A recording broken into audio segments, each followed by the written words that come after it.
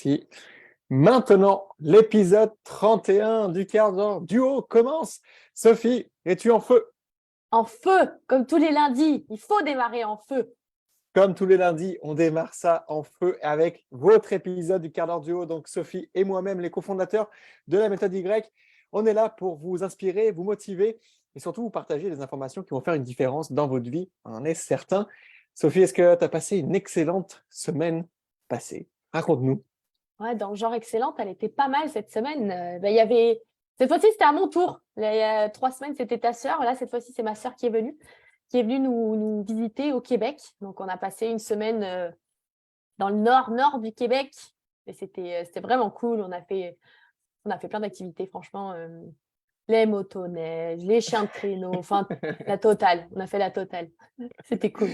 Toutes les personnes qui se connectent actuellement dans ce quart d'heure duo, venez nous faire un coucou dans les commentaires, un petit bonjour, hashtag live, mettez un pouce.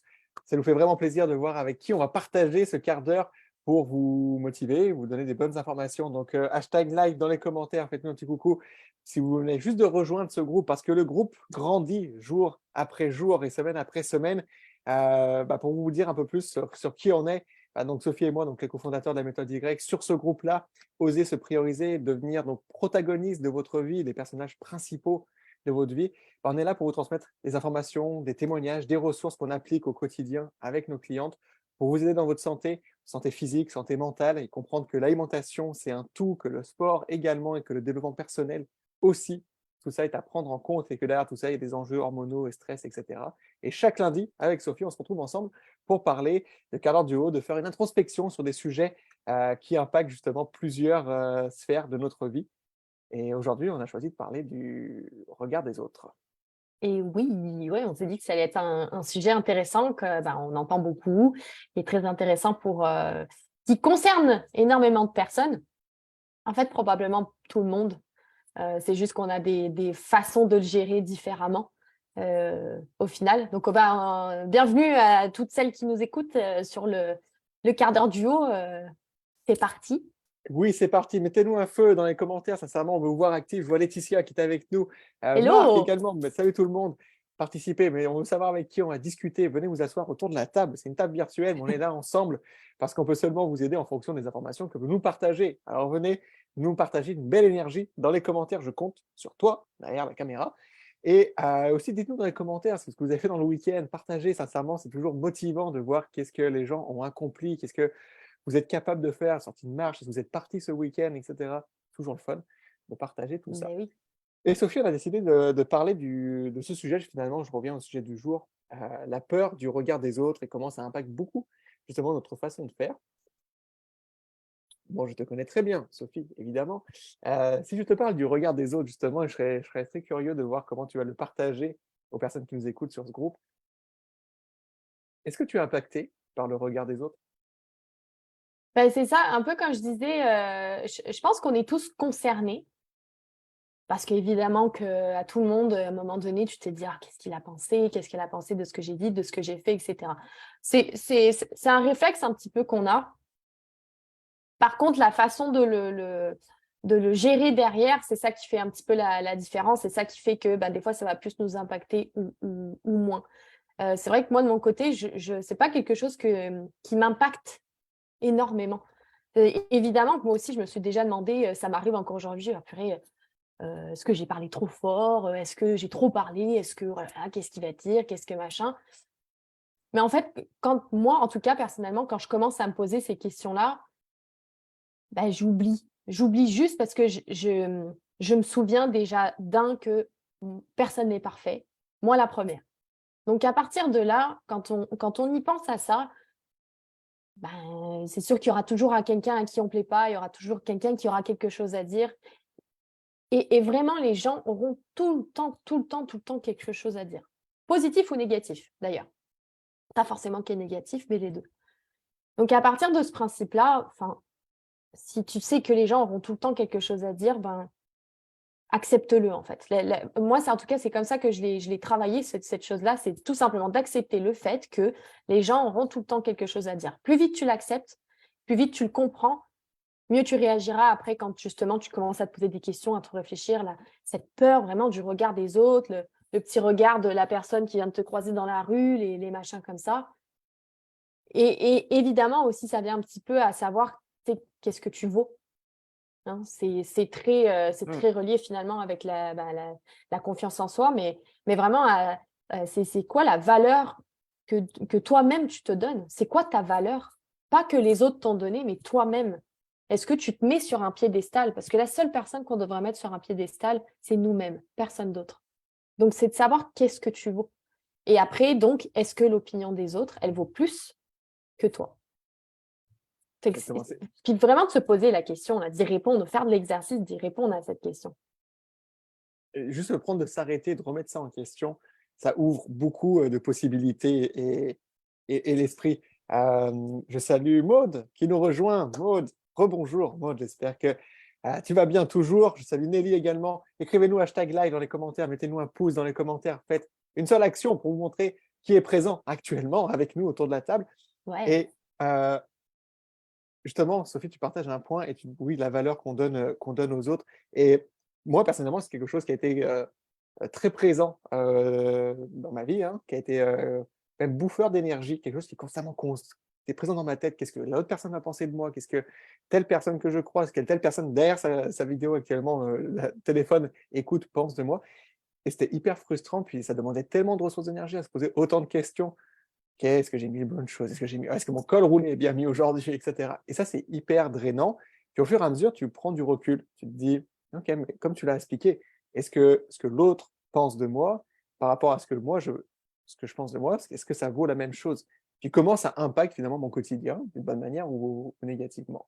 Puis le fait, quand tu fais toujours attention au regard des autres, constamment, ça draine de l'énergie, mais tu vas essayer de plaire à l'autre personne finalement. Tu vas essayer de répondre aux supposées attentes que cette personne a, parce que tu la supposes, tu ne sais même pas quel regard cette personne pose sur toi.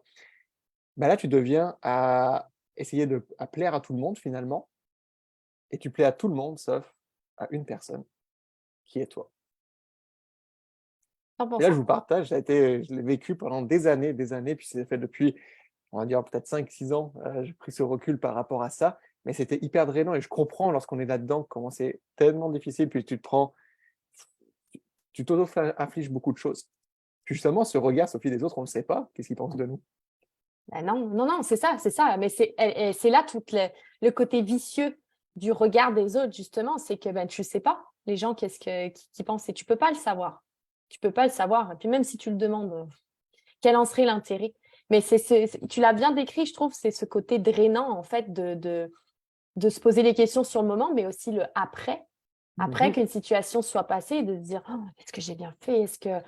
Ah, tu sais, de dire repenser et repenser et repenser jusqu'à ce qu'à un moment donné, bah, peut-être que tu vas commencer à le mettre de côté, mais il peut se passer des heures, des jours, ou des situations après plus complexes. Est-ce que j'ai dit la bonne chose, machin? Tu vas y penser pendant des semaines. Donc, c'est exactement ça, c'est de prendre ce recul-là. Je salue France qui vient me dire un petit coucou. Salut France. Hello!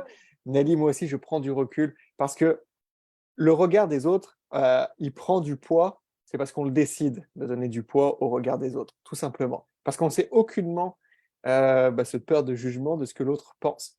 On fait seulement une supposition, on fait une interprétation de quelque chose qui n'est pas dit et que finalement est fausse et que ça vient finalement de notre propre croyance. Et c'est ça qu'on veut partager aujourd'hui, Sophie, c'est que cette peur de regard des autres, il y a des moyens de s'en détacher et de voir d'une façon différente, tout simplement. Quelle est Exact. l'astuce que tu partagerais justement à toutes les personnes qui nous écoutent? Bah là, c'est ça. Là, tenez-vous bien, parce que vraiment, là, c'est une pépite qu'on vous partage. Vraiment, quand on avait lu ça, c'était vraiment, je trouvais que c'était une belle façon de voir cette chose-là, de ce fameux regard des autres, puis évidemment de comprendre que tout part de nous. Parce que justement, on dit souvent qu'on a peur du regard des autres. C'est ça qu'on dit, j'ai peur du regard des autres. Mais en fait, c'est faux. C'est complètement faux. Parce qu'on a peur du regard des autres seulement s'il vient confirmer notre propre regard sur nous-mêmes. Vous la réécouterez, cette phrase-là. On a peur du regard des autres que s'il vient confirmer notre propre regard sur nous-mêmes. Et on a peur du regard des autres aussi que s'ils viennent en fait confirmer nos propres insécurités sur nous-mêmes. C'est uniquement ça qu'on fait. Donc, ça ne concerne que vous-même, personne d'autre. Parce que si vraiment on accordait de l'importance à ce que les autres y pensent de nous, ben,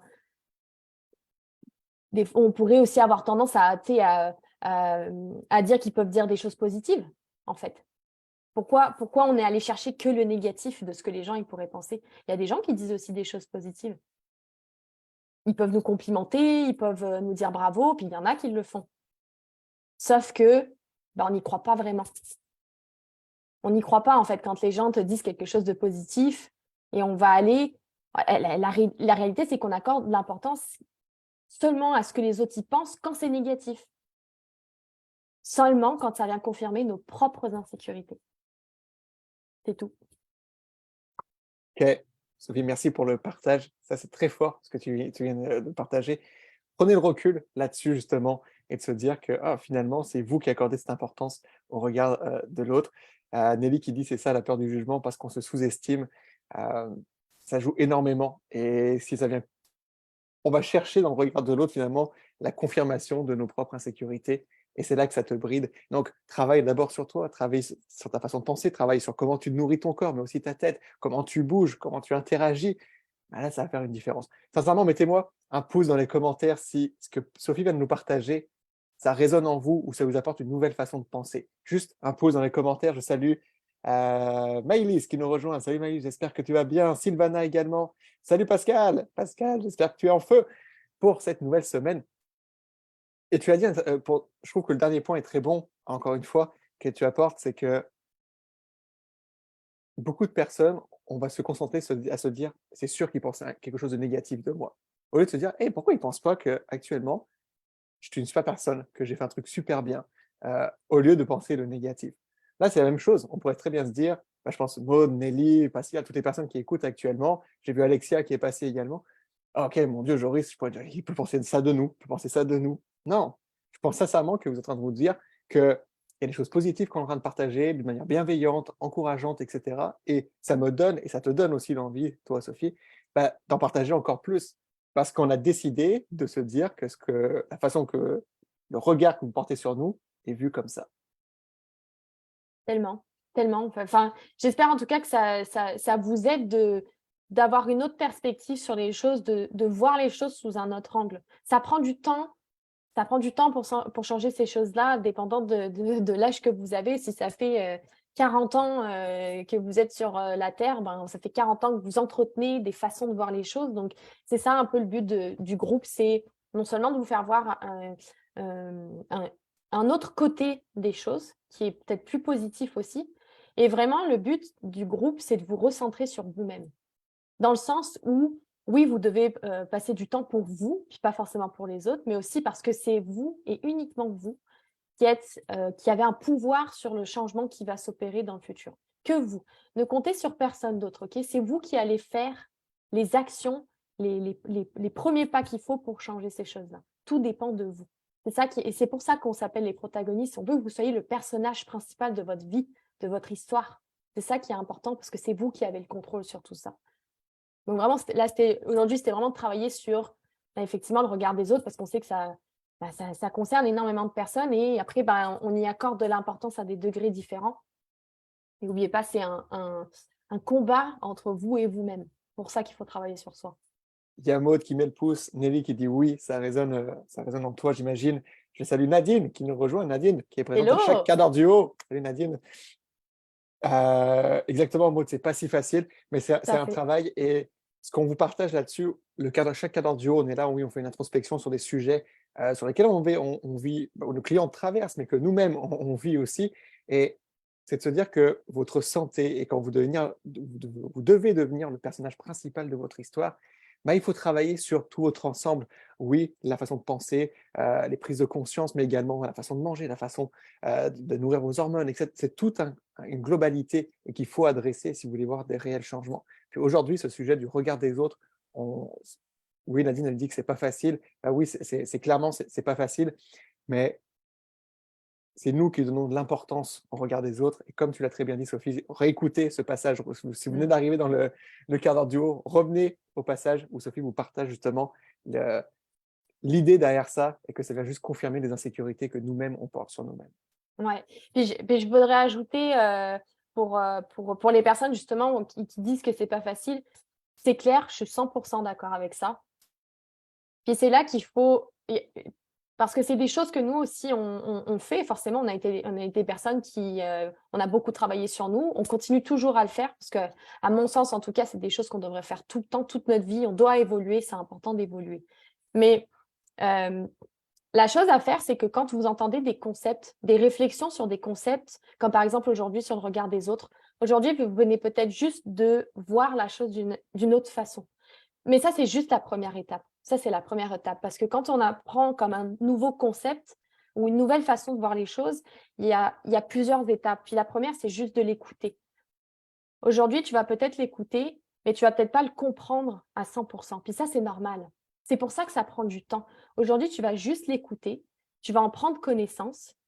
Et après, à un moment donné, tu vas peut-être avoir une situation où tu vas vivre justement ce sentiment de quelqu'un qui te regarde et qui est en train de te juger. Tu vas vivre cette situation, puis là, peut-être que tu vas te souvenir, ah, c'est vrai que là, je ne suis pas en train d'avoir le bon comportement. Je me souviens sur le live de Joris et Sophie, ils avaient dit ça. C'est là que vraiment tu vas comprendre. Tu vas comprendre le concept. Et vraiment, j'insiste sur ça, il y a une différence entre écouter un concept puis le comprendre. Et après, la troisième étape, c'est de l'appliquer au jour le jour. Et j'ajouterais même la quatrième étape, c'est qu'à un moment donné, c'est même plus il n'y a plus de réflexion derrière. En fait, tu ne te poses même plus la question. C'est une évidence.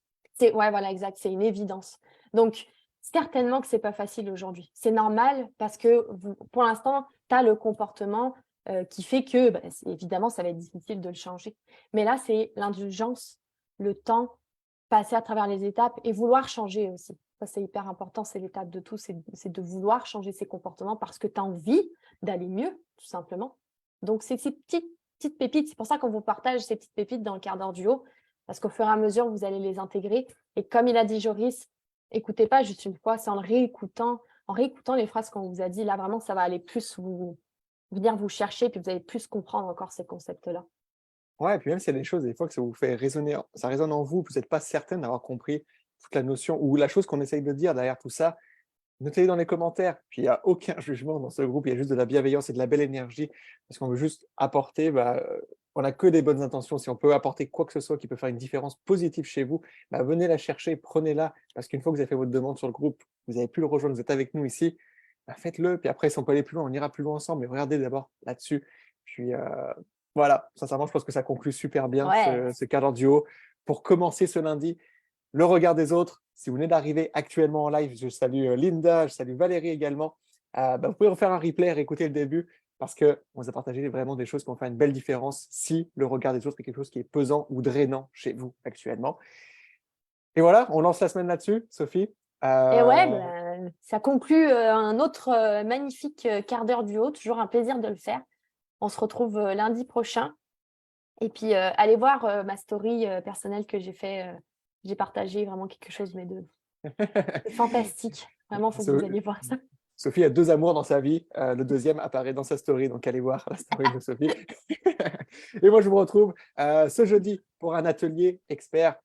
Bon, j'étais pas la semaine passée, on n'a pas eu exceptionnellement, mais vous m'avez partagé des beaux sujets à partager. Mais en tout cas, jeudi, j'ai hâte parce que il y a des belles choses qui vous attendent. Surtout, si les hormones, le poids, c'est des choses qui vous intéressent, mettez-vous dans l'agenda. Jeudi, je suis là pour partager tout ça. Salut Dali, bonne semaine à toi également. Salut Marie. Bonne semaine à toi aussi. À très bientôt. Prenez soin de vous. Merci de votre partage et de votre écoute. Ciao tout le monde. Ciao tout le monde, bonne semaine.